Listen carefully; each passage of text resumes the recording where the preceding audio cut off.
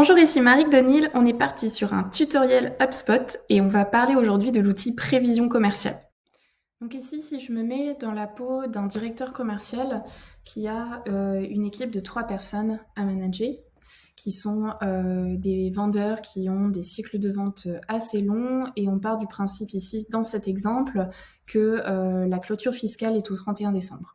Donc, j'ai une vue sur mon pipeline sales avec mes 3 commerciaux, et ce qui me permet de voir combien pour le 31 décembre sont encore en découverte planifiée, démo planifiée, proposition en cours, proposition envoyée et fermée gagnée.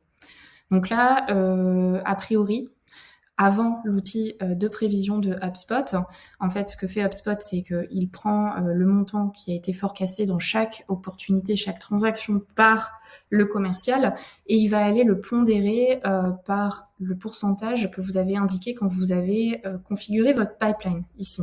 Donc, il va le multiplier en fait par le pourcentage que vous avez configuré. Le problème de ce type de pondération, c'est que il est incomplet. C'est-à-dire que quand on pondère avec la phase de et différentes phases comme celle-ci, ça ne donne pas du tout le sentiment du commercial vis-à-vis du projet, puisque je peux très bien avoir une proposition ici dans cette phase-là en proposition envoyée et avoir un projet qui a très peu de chances de se conclure. Et donc, pour pouvoir avoir cette information-là, j'ai besoin que mon commercial me donne un sentiment par rapport à cette affaire, par rapport à cette transaction. Idem, ici, je peux avoir une transaction qui est au tout début du cycle de vente, mais pour laquelle le commercial peut avoir pressenti un cycle de vente accéléré, puisqu'il a obtenu des informations en fait du client qui le ou la font penser que l'affaire peut se conclure rapidement. Donc ce tableau, il est super pour savoir dans quelles étapes se trouvent mes transactions. Il est déjà super pour me donner une idée en fait de ce que j'ai dans le pipe. En revanche, il ne me donne pas donc le sentiment de mon commercial, et c'est pour ça qu'HubSpot a lancé ici l'outil de prévision qui va nous permettre de récolter ce sentiment.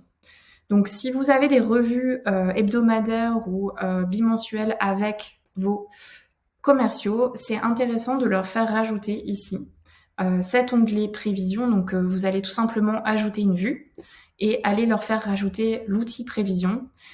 Et ici, ils vont pouvoir accéder à la prévision. Donc là, je vais vous montrer ma vue manager où j'ai mon équipe de 3 commerciaux. Et donc, avec ma clôture fiscale de ce fait au 31 décembre, et ça me permet en fait de voir ce que j'ai dans le pipe pour toutes les étapes. Et surtout, ça permet à mes commerciaux chaque semaine d'aller soumettre un peu leurs prévisions pour la fin de mois. Donc ici, en fait, chaque commercial peut aller cliquer sur le petit crayon et aller ajouter un sentiment. Donc ça, c'est proposition en commit, accord verbal du client par exemple, où là j'ai cette commerciale là qui peut très bien me dire que pour le montant qui est dans son pipeline au total, donc ici 73 000, elle peut s'engager sur 27 000, ce qui correspond en fait au montant qui était ici engagé. Mais ça peut dépendre d'un commercial à l'autre. En fait, l'étape ne reflète pas forcément le sentiment. Comme là, vous pouvez voir, Ashling forecast 25 000, puisque potentiellement ici, elle peut avoir une négociation en fait au niveau du client.